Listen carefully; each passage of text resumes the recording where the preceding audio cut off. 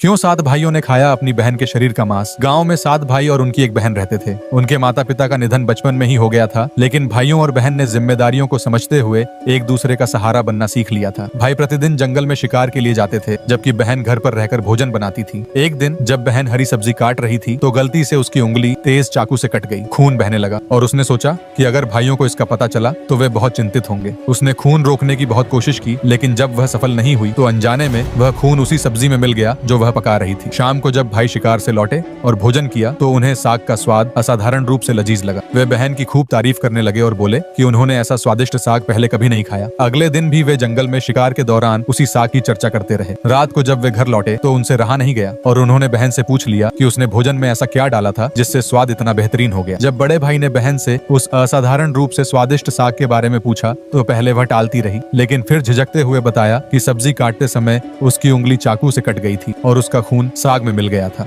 यह सुनते ही बड़े भाई के मन में एक भयानक विचार आया। वह तुरंत अपने बाकी 6 भाइयों के पास गया और बोला, अगर इसकी कुछ बूंदें ही खाने को इतना स्वादिष्ट बना सकती हैं तो सोचो इसका मांस कितना लजीज होगा। उसके इस विचार से बाकी भाई भी सहमत हो गए। उन्होंने एक खतरनाक योजना बनाई। वे बहन को शादी का लालच देकर जंगल ले जाएंगे और फिर उसकी हत्या करके उसका मांस पकाकर खाएंगे। लेकिन सबसे छोटा भाई यह सब सुनकर बेचैन हो उठा। वह अपनी बहन को बचाना चाहता था, लेकिन अकेले 6 भाइयों के सामने उसकी कोई नहीं सुनने वाला था। वह असमंजस में था कि क्या करे। अगले दिन बड़े भाई ने मुस्कुराते हुए बहन से कहा, हमने तुम्हारे लिए एक अच्छा वर ढूंढा है, चलो तुम्हें उससे मिलवाने ले चलते हैं। यह सुनकर बहन बहुत खुश हो गई। शादी की बात से उत्साहित होकर वह तुरंत तैयार हो गई और अपने भाइयों के साथ जंगल की ओर चल पड़ी। रास्ते में लंबा सफर तय करने के बाद बहन थक गई। उसने भाइयों से पूछा, भैया मेरा ससुराल अभी और कितना दूर है? बड़े भाई ने मुस्कुराकर जवाब दिया, बस थोड़ी दूर और फिर पहुंच जाएंगे। आखिरकार वे एक ऊंचे टीले पर पहुंच गए। वहां पहुंचते ही भाइयों ने अचानक बहन को पकड़ लिया और एक खंभे से बांध दिया। अब बहन को समझ आ गया कि वे उसकी हत्या करने वाले हैं। डर और बेबसी से उसकी आंखों से आंसू बहने लगे। वह रोते हुए भगवान को पुकारने लगी। बड़ा भाई सबसे पहले धनुष उठाकर तीर चलाने को तैयार हुआ, लेकिन तभी बहन बोली, मारो मारो भैया, छाती पर निशाना साधो,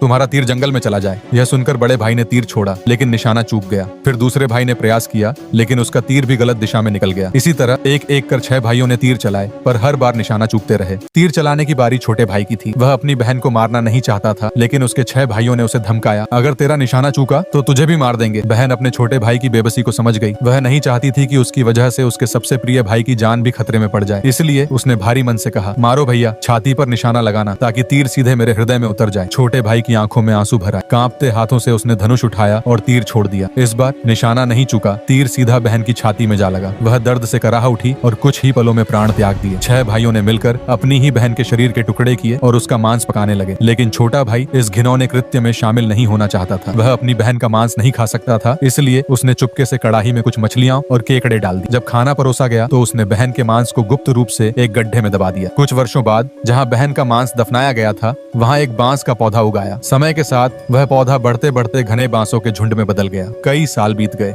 एक दिन एक महात्मा उस रास्ते से गुजरे। उनकी नजर उस बांस के झुरमुट पर पड़ी और उन्होंने महसूस किया कि यह कोई साधारण बांस नहीं था। इसमें एक अनोखी दिव्य ऊर्जा महसूस हो रही थी जो बाकी बांसों से अलग थी। महात्मा ने सोचा, क्यों ना इस बांस से एक बांसुरी बना ली जाए, मैं इसे बजाकर गांव गांव जाकर भिक्षा मांग सकूंगा। यह सोचकर उन्होंने बांस की एक टहनी काटी और उससे एक सुंदर बांसुरी बना ली। फिर भिक्षा मांगने के लिए एक गांव की ओर निकल पड़े। नसीब का खेल देखिए, महात्मा उसी गांव में पहुंच गए जहां 7 भाई रहते थे। इस समय तक 6 भाइयों की शादी हो चुकी थी, जबकि 7वां भाई कुंवारा था। जब वे सबसे बड़े भाई के घर के दरवाजे पर पहुंचे तो बांसुरी बजाते हुए भिक्षा मांगने लगे। जैसे ही बांसुरी बजी, उसमें से एक अजीब और गरीब आवाज निकलने लगी, यही है सबसे बड़ा गुनहगार, इसी ने बहन का किया शिकार, बड़े भाई के घर मत बजाओ। इसने प्रेम ममता सब ठुकराया। यह सुनते ही बड़े भाई के रोंगटे खड़े हो गए। बांसुरी से आती इस अजीब आवाज को सुनकर महात्मा चौंक गए, लेकिन सबसे ज्यादा हैरानी बड़े भाई को हुई, क्योंकि वह तुरंत पहचान गया कि यह आवाज उसकी उस बहन की है जिसे उन्होंने 7 भाइयों ने मिलकर जंगल में मार डाला था। बड़े भाई को डर था कि कहीं उसकी सच्चाई सबके सामने उजागर न हो जाए। उसने महात्मा से कहा, आप आगे बढ़ जाइए, यहाँ भिक्षा मांगना व्यर्थ है। इसके बाद जब जब महात्मा दूसरे भाइयों के घर भिक्षा मांगने गए, बांसुरी से वही सच्चाई भरी आवाज निकलती जो उनके मन में डर भर देती। भाइयों को डर सताने लगा कि उनकी घिनौनी करतूत कहीं सबके सामने न आ जाए। इस भय से उन्होंने महात्मा को गांव से भगा दिया। लेकिन जब महात्मा सबसे छोटे भाई के घर पहुंचे और बांसुरी बजाई तो उसमें से मधुर स्वर गूंज उठा, बजाओ रे बांसुरी। सबसे छोटे भाई के घर, जिसने मन की बात छुपाई, युगों से रखा सहेज कर। इस मधुर धुन को सुनते ही छोटा भाई भावुक हो उठा। उसके दिल में एक अजीब सी हलचल हुई, मानो कोई भूली बिसरी यादें जाग उठी हों। उसने महात्मा से निवेदन किया, महात्मा जी कृपया यह बांसुरी मुझे दे दीजिए, मुझे लगता है कि इसमें मेरी कोई पुरानी यादें समाई हैं। महात्मा ने उसकी भावनाओं को समझते हुए बांसुरी उसे उसे सौंप दी। छोटा भाई बांसुरी को घर ले आया और उसे एक साफ स्थान पर रखकर धूप दीप जलाकर उसकी पूजा की। वह उस बांसुरी को श्रद्धा से देखने लगा, मानो वह अपने खोए हुए अतीत को उसमें तलाश रहा हो। कुछ दिनों के बाद उसे अपने घर में एक अजीब आहट महसूस हुई, मानो कोई उसके साथ उस घर में रह रहा हो। जब वह घर पर नहीं होता तो उसके घर की सफाई हो जाती, वस्त्र सही ढंग से तह लगाए रहते और दीपक भी प्रज्वलित रहता। यह देखकर वह चकित रह गया। आखिरकार उसने यह जानने का निश्चय किया कि यह रहस्यमयी काम कौन करता है। एक दिन वह चुपचाप घर के एक कोने में छिप गया इस बारे में पता लगाने के लिए। तभी उसकी आंखों के सामने चौंकाने वाला दृश्य आया। बांसुरी से उसकी बहन की आत्मा बाहर निकलती, घर की सफाई करती, कपड़े को तह लगाती, दीपक जलाती और फिर वापस बांसुरी में समा जाती। यह देखकर छोटा भाई स्तब्ध रह गया। अगले दिन उसने अपनी बड़ी भाभी से इस रहस्य को साझा किया। छोटे भाई ने अपनी भाभी को बताया, भाभी, जब मैं घर पर नहीं होता तो बांसुरी से मेरी छोटी बहन की आत्मा निकलती है। वह सारा कामकाज करती है और फिर वापस उसी बांसुरी में समा जाती है। यह सुनकर भाभी भी हैरान रह गईं। उन्होंने गंभीरता से कहा, जब अगली बार तुम्हारी बहन की आत्मा बांसुरी से बाहर आए तो तुरंत बांसुरी को अग्नि में डाल देना और उस पर गंगा जल का छिड़काव करना। लेकिन ध्यान रहे कि तुम्हारे भाइयों को इस बारे में जरा भी भनक न लगे। और यह सब बातें सबसे बड़ा भाई बाहर खड़े होकर सुन रहा था। वह तुरंत अपने बाकी 5 भाइयों के पास गया और उन्हें सब बातें बता दी। सभी भाई डर गए कि जो नीच हरकत उन्होंने कई वर्षों पहले की थी वह कहीं सभी गांव वालों के सामने न आ जाए। सभी ने मिलकर एक षड्यंत्र रचा और चालाकी से जब छोटा भाई बांसुरी को जलाने के लिए जंगल में लकड़ी लेने जा रहा था तभी उसे वहां कैद कर लिया और उसके घर जाकर बांसुरी चुरा ली। और सभी भाइयों ने बांसुरी को तोड़कर नदी में फेंकने का सोचा। तभी वहां वही संत प्रकट हो गए जिन्होंने छोटे भाई को बांसुरी दी थी। भाइयों और संत के बीच कहासुनी इतनी बढ़ गई कि उन्होंने संत को पानी में फेंक दिया। इसी बीच मौका पाते ही छोटे भाई ने बांसुरी चुरा ली और भागते हुए अपनी भाभी के पास गया और वहां पहुंचते ही आग जलाकर बांसुरी को आग में रख दिया और ऊपर से गंगा जल का छिड़काव कर दिया। जैसे ही बांसुरी में गंगा जल पड़ा उसमें से एक तेज रोशनी बाहर आने लगी और देखते ही देखते उसकी बहन की आत्मा पूरी तरीके से बांसुरी के बाहर आ गई और जीवित हो गई। अपनी बहन को इतने सालों बाद जीवित देखना छोटे भाई के लिए कोई चमत्कार से कम न था। उसने रोते हुए अपनी बहन को गले लगा लिया। बहन के पुनर्जीवित होने की खबर पूरे गांव में जंगल की आग की तरह फैल गई। लोग इस चमत्कार को सुनकर स्तब्ध रह गए कि एक मृत लड़की कैसे फिर से जीवित हो सकती है। जब गांव के लोग इकट्ठा हुए तो छोटे भाई ने खुद सभी के सामने आकर पूरी सच्चाई बयां की। उसने भारी मन से कहा, मेरे 6 भाइयों ने अपनी स्वाद की लालसा में आकर मेरी मासूम बहन की बेरहमी से हत्या कर दी थी। उन्होंने उसे जंगल में ले जाकर पहले धोखे से बंधक बनाया और फिर उस पर वार करने की योजना बनाई। जब उनका निशाना चूकने लगा तो उन्होंने मुझे मजबूर किया कि मैं अपनी ही बहन पर तीर चलाऊं। चाहकर भी मैं उनकी बातों का विरोध नहीं कर सका और आखिरकार अपनी बहन के सीने में तीर मार दिया। इतना ही नहीं, मेरे भाइयों ने उसके शव को टुकड़ों में काटा और उसका मांस पकाकर खा लिया। मैं इस अपराध में शामिल नहीं था, लेकिन मजबूरी में मैं भी उस भयावह घटना का गवाह बना। जैसे ही छोटे भाई ने गांव वालों को पूरी सच्चाई बताई, उनके रोंगटे खड़े हो गए। उनके दिलों में आक्रोश की ज्वाला फूट पड़ी। उन्होंने कहा, ऐसे लोगों को जीने का कोई अधिकार नहीं जिन्होंने अपनी बहन के साथ ऐसा अत्याचार किया। इधर जब 6 भाई मौज मस्ती कर अपने घर वापस लौट रहे थे तब उन्हें गांव का वातावरण कुछ बदला हुआ लगा। सभी लोग उन्हें घृणा और आक्रोश भरी नजरों से देख रहे थे। पहले तो उन्हें मामला कुछ समझ नहीं आया, लेकिन जैसे ही उन्होंने अपने छोटे भाई को अपनी बहन के साथ गांव के बाजार में देखा वह आश्चर्यचकित हो गए और डर के मारे कांपने लगे और उन्हें मामला समझते देर न लगी। उन्हें पता चल गया कि छोटे भाई ने गांव वालों को पूरी घटना बता दी है और वह सब अब मिलकर उन्हें बीच चौराहे में पेड़ के साथ बांधकर जलाकर खाक कर देंगे। सभी भाइयों ने सोचा कि वह जंगल की ओर भागकर अपनी जान बचाएंगे और बचा हुआ जीवन जंगल में ही बिताएंगे। इतना सोच वह घर पहुंच अपना सारा सामान बांधने लग गए। लेकिन उनके घर के बाहर खड़ा एक गांव वाला सब देख रहा था। वह जल्दी से बाकी लोगों के पास गया और सब कुछ बता दिया। सभी लोग मशाल, लाठी, रस्सी आदि लेकर भाइयों के घर गए और उनके घर को घेर कर सभी भाइयों को बंदी बनाकर घसीटते हुए गांव के चौक में ले जाकर एक पेड़ के साथ बांध दिया। इसके बाद सभी गांव वालों ने सोचा कि अब इन्हें जलाकर खाक कर दिया जाए, परंतु उसी समय छोटा भाई और उसकी बहन वहां आ पहुंचे और गांव वालों को ऐसा करने से मना कर दिया। उन्होंने कहा, ऐसा करने से इनमें और हम सब में क्या फर्क रह जाएगा। आप सब इन्हें गांव से निकाल दीजिए और जंगल में रहने के लिए छोड़ दीजिए और कोई भी इन्हें संपर्क न करे, यही इनकी सजा रहे। इतना कहने पर गांव वालों ने 6 भाइयों को जंगल में छोड़ दिया। 6 भाई जंगल में रात दिन भटकते रहे। घूमते घूमते एक दिन वह उसी बांस के पेड़ के पास पहुंचे जहां उनकी बहन का मांस दफनाया गया था। वह उसी पेड़ के पास रहने लग गए। उन्होंने उसी बांस के पेड़ से रहने के लिए तंबू बनाया और जब भी बारिश होती तब उस बांस में पानी इकट्ठा हो जाता जो 6 भाइयों के काम आता। कुछ समय बाद सभी भाई एक एक कर एक लाइलाज बीमारी का शिकार हुए